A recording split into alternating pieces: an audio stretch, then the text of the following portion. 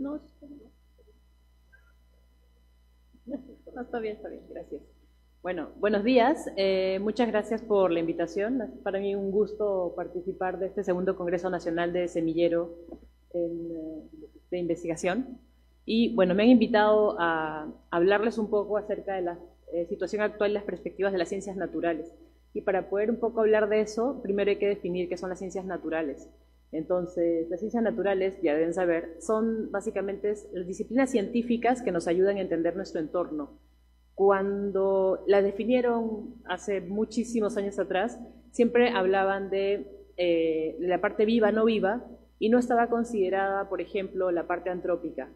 Al 2024, donde ya nos referimos a la clasificación OCDE, incluimos, por ejemplo, no solamente ver todo lo que nos rodea, de la parte física, química, biológica, sino también nos estamos refiriendo a la parte antrópica, lo que es debido al cambio climático.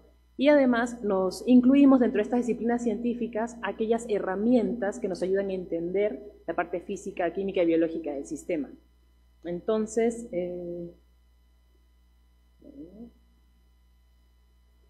no hay puntero. Las primeras tres gráficas superiores, donde dice física, astronomía, química y biología, es como se inicia la definición de ciencias naturales. Luego, pasando los años ya, como les dije, se incluyen herramientas como la matemática, la informática y ciencias de la informática, porque son las herramientas que nos ayudan a analizar los datos que al final nos hacen responder las preguntas básicas sobre las ciencias naturales. Y luego se va agregando que necesitamos, nuestro ambiente también tiene que ser descrito a partir de esas leyes físicas que se establecen, ¿no? Entonces, básicamente estas disciplinas científicas nos ayudan a entender el mundo que nos rodea y nos ayuda a afrontar los problemas científicos, como por ejemplo el cambio climático, la conservación de la biodiversidad, el uso sostenible de los recursos. ¿Y por qué tenemos que estudiarlas? Porque básicamente son clave para el desarrollo de nuestro país. Pero ¿por qué es importante las ciencias naturales para el Perú? Bueno, primero porque somos un país megadiverso, eso lo hemos escuchado y lo seguimos escuchando, pero por si acaso a alguno le falte un poco de datos, esta es una infografía que encontré en el internet bastante resumida de la literatura, donde nos indica, bueno, no se ve muy bien, pero nos indica que el 70% de la biodiversidad global se centra en 12 países, donde el Perú ocupa el cuarto puesto. Pero luego si nos vamos a los detalles, por ejemplo, en el porcentaje de aves, anfibios, en mamíferos y anfibios ocupamos el puesto número 3 por la cantidad de especies que se encuentran. En el caso de las aves ocupamos el puesto número 2, en el caso de la biodiversidad marina ocupamos el puesto número 1, por ejemplo la anchoveta, o sea, somos los campeones en ese recurso. Más de 4.000 mariposas, ocupamos el puesto número 1 y así podemos ver. Entonces aquí básicamente necesitamos las ciencias naturales porque somos un país megadiverso y entonces estudiar y proteger esta diversidad es esencial para la ciencia del futuro de nuestro planeta y nuestro país en específico, nuestros recursos. ¿Por qué otra cosa es importante estudiar las ciencias naturales para el Perú?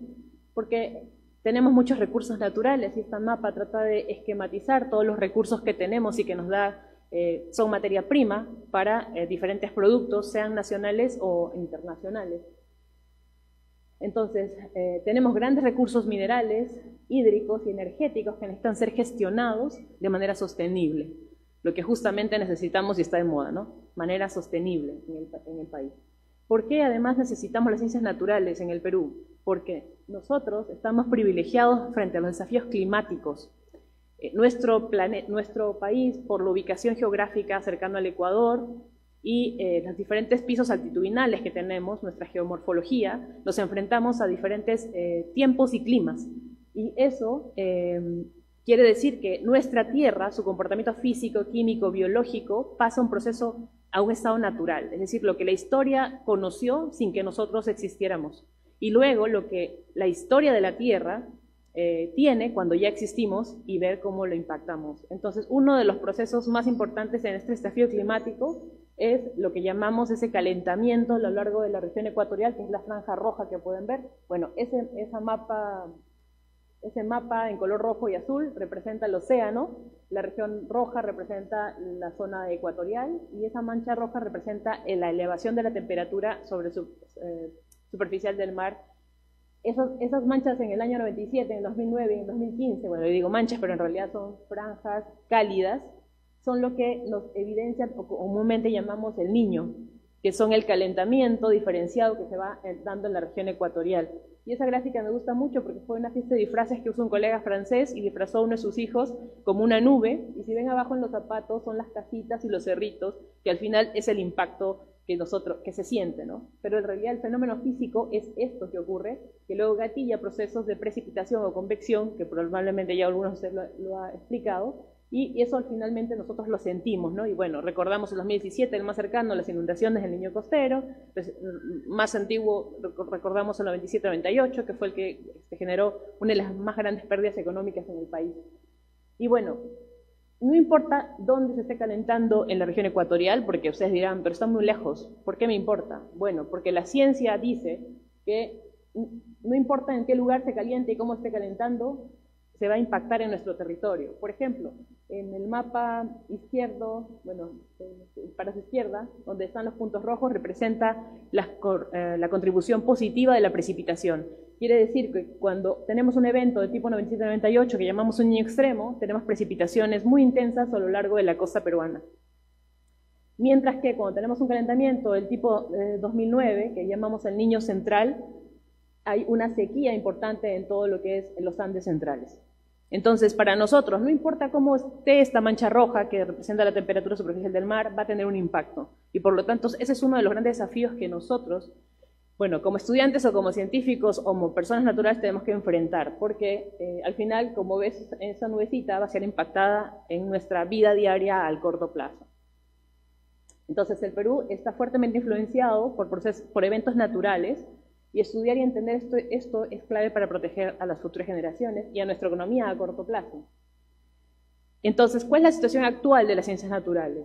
He sacado un poco de las estadísticas de la Red Latinoamericana de Indicadores de Ciencia y Tecnología, del informe del Perú 2013 al 2022, no está actualizado este informe, no se ve muy bien, lamentablemente, pero las gráficas pueden ir a internet. ¿Y qué es lo que quiero destacar? Del año 2013 a 2022, esta gráfica lo que está mostrando es por año, en el color azul, la barra azul o celeste, representa el número total de personas que se dedicaban a ciencias y eran investigadores, es decir, con grado doctoral, maestría, o eran la parte técnica o personal técnico que hacía de soporte o de otros apoyos, que es la barra roja. Entonces, como pueden ver, el 13, 14 y 15, en la barra, bueno, miremos primero la barra azul. La barra azul de los años 13 al 22 se ve un aumento significativo, llegando al 2022 en el Perú a ser más de 10.000 personas que se dedicaban a hacer ciencias. Y vemos que al inicio, entre 2013 y 2015, había otro apoyo, que era el personal que no llegaba a alcanzar el término de ser científico, personal técnico calificado, no había sido graduado, digamos que no había sido bachiller, pero daba ese personal. Entonces, cuando fue avanzando desde 2016 en adelante, esas dos barras, que era técnico personal como otro personal de apoyo, no existe, según esta estadística. Quiere decir que pasamos a profesionalizarnos o a concluir algunas etapas académicas, ¿no? Ahora, si nosotros vemos de todas estas personas que representan la barra azul, ¿quiénes se dedicaban a ciencias naturales o a qué ciencias? La barra celeste, ciencias naturales. La barra roja representa ciencias agrícolas. La amarilla representa ingeniería y tecnología. La barra rosada representa ciencias sociales. La verde representa ciencias médicas y la azul representa humanidades. Entonces, enfoquémonos en la barra azul. La barra azul entre el año 2013 y 2017 siempre ocupó el tercer lugar. Seguida, el primer lugar fue siempre ingeniería y tecnología, luego era...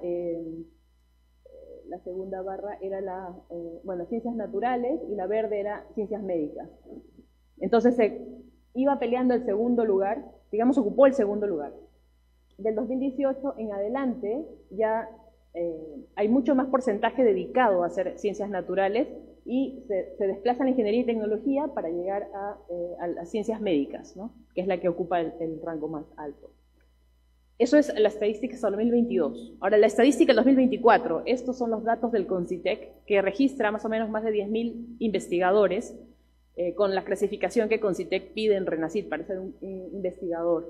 Y como pueden ver, las ciencias naturales al 2024 es el que ocupa el mayor porcentaje de número de dedicación, sin importar a qué carrera te hayas ido, ¿no? Porque tú te haces una especialidad en la universidad, pero luego te puedes dedicar a cualquiera de las ciencias naturales, a la gama de ciencias naturales que tenemos. Entonces, desde el punto de vista técnico-científico de las estadísticas, indica que nuestro país está dedicando más del 25% de investigadores o personal de apoyo o técnico a las ciencias naturales, lo cual necesitamos por lo que ya les había explicado previamente.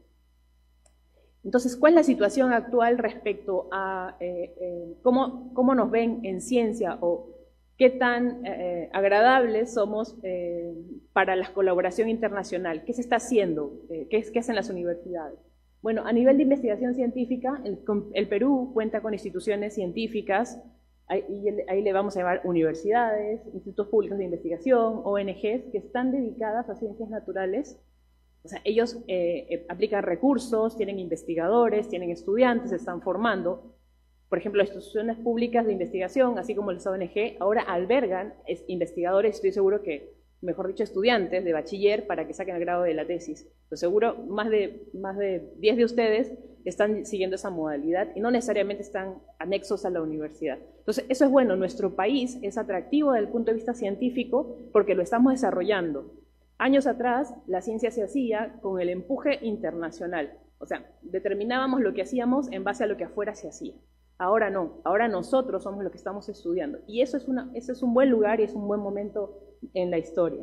Y les voy a poner el caso del Instituto Geofísico del Perú, que es donde yo provengo. El instituto, por ejemplo, en el año 2017 implementó este supercomputador que no solamente está disponible para nosotros, sino para todas las instituciones públicas. Y más de 10 a 15 tesis de esta universidad fueron sacadas utilizando esa herramienta computacional. Entonces, además de la colecta de información in situ que se hacía, se utilizaron otras técnicas, en este caso técnicas matemáticas físicas, para que a través de la modelación numérica y a través de un computador se resuelvan problemas. Obviamente son ecuaciones matemáticas, son hipótesis que tenemos que contrastarlas con datos, pero ya es una herramienta adicional para que nosotros podamos ver cómo se comporta nuestro medio, ¿no? Entonces, eso es el caso éxito del IGP, pero así se las puede describir diferentes instituciones que han implementado herramientas y que son públicas para todos. Entonces, no tenemos la limitación que, por ejemplo, tuve yo cuando hice mi doctorado. Cuando yo hice mi doctorado, pedí datos a una institución y me dijeron, espera 6 meses para ver si te entrego el dato. Bueno, de hecho, por eso yo seguía a la modelación, porque bueno, no puedo usar el dato, pero tengo el modelo, y con el modelo puedo obtener las soluciones. Entonces, a este momento de la historia, los estudiantes no pueden decir, no tengo la herramienta para rehacerla, porque la tienen. La segunda cosa es que tenemos mucha colaboración internacional, muchos proyectos que hacemos nosotros. De hecho, por ejemplo, este mismo supercomputador instalado en el instituto fue en colaboración con la comunidad francesa, que proveyó una partecita. Una parte fue CONCITEC, una parte fuimos nosotros, y en conjunto postulamos a este proyecto. Entonces, hay mucha colaboración internacional. Somos muy atractivos, digamos, para hacer colaboración, porque ya no soy alguien que me ayuda a hacer algo, porque así nos veían antiguamente, ¿no? Los investigadores de afuera venían y nos utilizaban, por decirlo de alguna forma. Pero luego, no, ahora estamos a la par. O sea, nosotros mantenemos diferentes líneas de investigación o actividades a la par. Y eso es lo que nosotros queremos lograr, ¿no? Voy a abrir un paréntesis porque, por ejemplo, yo hasta ahora no conozco un glaciólogo formado en el Perú, siendo que glaciares en el Perú vienen siendo estudiados por muchos países a nivel internacional por más de 50 años. Pero no tenemos un glaciólogo formado con el grado de doctor dedicado a glaciología. Algunos me dicen que es porque ya se están derritiendo, no hay que estudiar, lo cual es totalmente falso, ¿no? Entonces ahí es una exhortación para la academia. Bueno, pero entonces tenemos esta maravilla, pero por otro lado, a pesar de esos avances de la educación científica, todavía requerimos más énfasis en la formación de jóvenes en la parte científica, académica, y ahí me estoy refiriendo a seguir la metodología científica, a seguir un método estricto, como lo que están presentando ahora, ¿no? Una metodología que requiera todo un proceso para la verificación de la información, que eso es lo que es la ciencia. Bueno, entonces, ¿cuáles son las áreas de investigación más destacadas actualmente? Bueno, más o menos haciendo un recuento de lo que en el CONCITEC, en RENACYT están publicando. Tenemos la ecología y la biodiversidad, ya lo hemos visto en la parte de la mañana de las exposiciones, son investigaciones en ecosistemas diversos y especies endémicas, hay proyectos de conservación y manejo de recursos naturales. Otro punto importante es que la mayoría actualmente está estudiando cambio climático, y eso está viendo, por ejemplo, impactos de eventos como el Niño y su influencia en los ecosistemas y las comunidades. Relacionado a ciencias de la Tierra y geología también hay muchos avances, hay una exploración geológica, minería sostenible, vulcanología y terremotos, ¿no? Bueno, IGP, por ejemplo, tiene la tarea de estudiar vulcanología y el tema de los terremotos. Y también tenemos investigaciones en biotecnología, que es básicamente el uso de la biodiversidad para la investigación en productos farmacéuticos y cosméticos. Al menos eso es lo que se está viendo en las publicaciones, si unos van a ver en el Scholar Google y sale toda la lista de publicaciones. Ahora, ¿cuál es la perspectiva futura? Necesitamos áreas de investigación, nuevas áreas de investigación. Y estas nuevas áreas de investigación la he clasificado en tres. Primero, respecto al cambio climático. Segundo, biodiversidad y biotecnología. Y lo tercero, energías renovables. En el primero está relacionado en el mapa superior derecho. Eso es un informe de la Defensoría del Pueblo que pidió que entre el año 2017, 2013 y 2018 se haga un recuento de todos los eventos naturales que el Perú había sufrido por región. No sé si logran ver, pero cada figurita que dice arriba, a la mano derecha, dice lluvias, están los vientos, están las heladas, están las inundaciones costeras, están los deslizamientos de roca, con agua y sin agua, está sequías extremas. Bueno, toda esa clasificación lo hace en este informe la Defensoría del Pueblo, y luego le pone numeritos a cada lugar, a cada región del Perú, a cada departamento. Entonces, básicamente, creo que solo uno tiene como 200 y todos los demás sobrepasan las 500. Eso quiere decir que en el periodo de unos 5 años, nuestro país está expuesto a procesos naturales. Con o sin gente esto está pasando. El tema es identificar qué es variabilidad natural y qué es debido a la acción del hombre.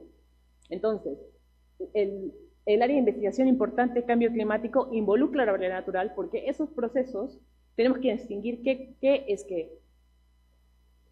Entonces, debemos estudiar la variabilidad natural del sistema tierra peruano y el impacto del cambio climático sobre en nuestro país, ¿no? Y eso es una tarea urgente. Y lo otro es la biodiversidad. Como ya les dije, el Perú es un país megadiverso y tiene potencial para considerarse como un líder. Porque, por ejemplo, en esa lámina, que no se ve muy bien, lamentablemente, se ven las especies de tomate. Y hay más de 2000 tipos de tomate.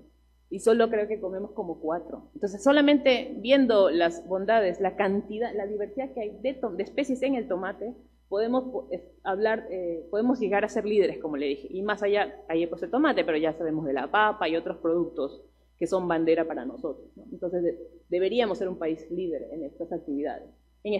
Porque tenemos especies únicas, porque somos especies diversas, y el siguiente paso sería ver cómo la tecnología nos ayuda a potenciarlas. Y el punto número 3, y es el más explotado, diría yo, son las energías renovables, que son las investigaciones de energía sostenible, como solar o geotérmica, y hay un gran potencial en el Perú también. Las diferencias altitudinales que tenemos nos da características brillantes para la intensidad del viento, para la cantidad de sol, por ejemplo, y eso siento y veo en realidad que todavía estamos pobres en esa línea. Entonces, hay mucho todavía por trabajar y por investigar. Bueno, yo le llamo investigar, pero al final es un trabajo, ¿no? ¿Cuáles son las oportunidades de carrera? O sea, como que qué líneas podemos empezar a enfocarnos más o a empezar a abrir. Bueno, actualmente la ciencia natural se estudia a través de la biología, la geología, la ingeniería ambiental, ciencias ambientales, la física, entre otras carreras, ¿no? Puedo suponer la matemática también y otras ingenierías. Y como oportunidades que veo, es ser científicos ambientales. Y ahí me voy a demorar un poquito en lo que es científicos ambientales, porque a mí el científico no necesariamente representa el que ha sacado un grado doctoral, sino el que ha llegado a entender que el método científico es la manera más eficiente para corroborar y dar evidencia a los resultados. Entonces, por ejemplo, cuando los ingenieros ambientales hacen muchas consultorías, cuando hacen consultorías, se basan en informes que son simples, pero que no han pasado una rigurosidad científica. Entonces nosotros, a pesar que seamos consultores, debemos mantener una regularidad científica, que es lo que te da al final el prestigio de que lo que estás diciendo es real y es verídico, ¿no? Es evidente, tú puedes mostrarlo. Y eso es lo que he visto, al menos en las consultorías que carecen. Esa información flotante que no sabes dónde sale, no sabes qué artículo científico ha utilizado, de dónde provienen los datos. Entonces, cuando yo hablo de ser científicos ambientales, me refiero a que estas personas, a todos los que se dediquen a algún trabajo, deban mantener una rigurosidad científica, siguiendo el método científico para obtener las evidencias claras y no queden flotando. Entonces, tenemos mucho material, artículos científicos que te pueden ayudar a darte la metodología, te pueden proveer datos, o sea, tenemos todas las herramientas, pero hay que leerlas, ¿no? Entonces a eso me refiero al método científico. Y bueno, además está decir que, por ejemplo, en mi área de oceanografía, en el Perú no se forman oceanógrafos, nos dedicamos a nivel máster, a nivel doctorado, pero es una necesidad. Bueno, ecólogos, a partir de la biología, por ejemplo, escuché que una de sus compañeras que puso esta mañana dijo que se dedicaba más a la ecología, así que me parece bien. Geólogos, biotecnólogos, bueno, y algunas otras carreras que son necesarias para el bienestar, o al menos inclinaciones hacia dónde ir. Y otro punto importante es que necesitamos trabajar en investigación y desarrollo asociado con las empresas y el gobierno. Actualmente el Perú soporta la investigación, yo diría, ahí de repente algunos colegas me vayan a tirar algún tomate, pero yo creo que la investigación científica que se hace en el Perú desde el año 2010 está apoyada de los institutos públicos de investigación. Porque en los institutos públicos de investigación son donde se tienen los laboratorios y se tiene el personal científico con grado doctoral o maestría que está siguiendo el método y es muy riguroso en hacerlo. Entonces, al final, por ejemplo, ustedes vienen a nosotros para que los apoyemos en hacer la colaboración de las tesis. Y por eso muchas de las tesis salen, y salen súper bien. Hay muchas tesis de las universidades que me sorprende cuando vemos, ok, son colegas que conocemos que han seguido un paso muy científico para hacer las actividades, ¿no? Bueno, entonces necesitamos expertos en ciencias naturales para resolver problemas sobre la sostenibilidad y los recursos.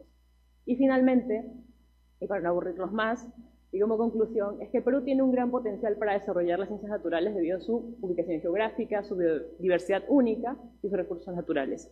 Pero necesitamos que el conocimiento generado sobre las ciencias naturales en el entorno peruano sean la base para las políticas nacionales y sectoriales. De ahí voy a hacer también un paréntesis porque los investigadores hemos entendido que ahora no solamente es suficiente hacer la investigación científica y publicarla en un artículo en inglés que los políticos no leen normalmente, sino que tenemos que dar un paso adelante y ahí les voy a dejar como tarea que busquen la plataforma cienciaclimática.igp.gov.p. Ciencia Climática es una plataforma viva, es un observatorio del conocimiento del cambio climático, donde los artículos científicos que están en ciencia dura se traducen en un par de párrafos simples y obtenemos lo más importante resaltado en datos para un tomador de decisión, por ejemplo. Entonces, vas a encontrar datos muy precisos, no necesitas leer todo el artículo si eres tomador de decisión, si eres estudiante vas a tener una metodología bastante corta donde te va a decir esto, qué es lo que tiene, cómo se hizo, cómo se obtuvo el resultado, bastante corto, pero es bastante útil si tú estás empezando en la investigación. Ya si tienes más detalles, entonces vas y te van a decir en qué papers fue obtenido. Entonces busquen la plataforma Ciencia Climática y con eso sería todo de mi parte. Muchas gracias.